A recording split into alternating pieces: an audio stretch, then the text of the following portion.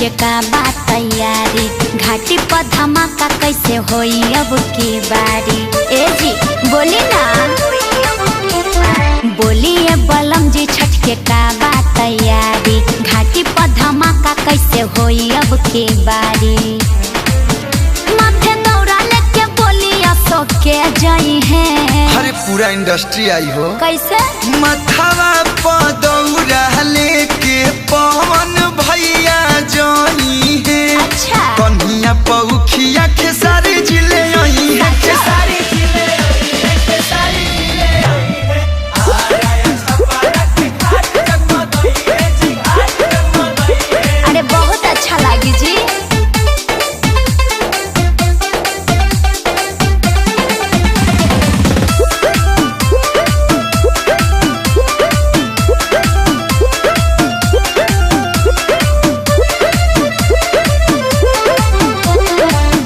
केलाई केरावा के घावत केलाई नसपतिया, केले आई डीजे झालर के सजाई घटिया। रवि किशन जी केरावा ले आई है, निरहू जी घटिया सजाई है। आई बताइए छठी माई के या रघिया के दिवाई है।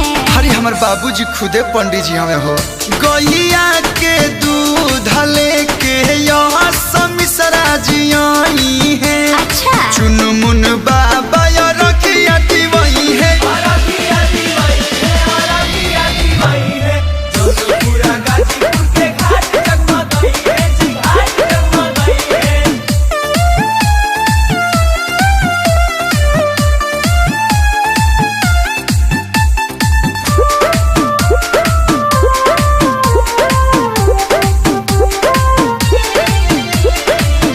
केलाई कलश पतियारी के कोसिया भरवाई हो, छठी माई के भाखल भारा बोली के उतरवाई हो। मनस्ती बाबी जी कल सुपले आई है, अखिलेश जी कोसी भरवाई है।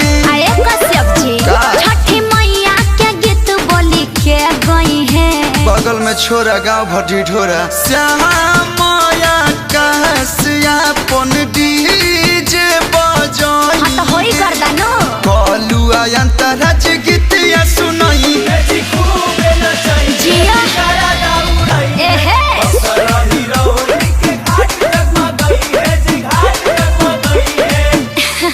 तब तो बड़ा निक लागी जी।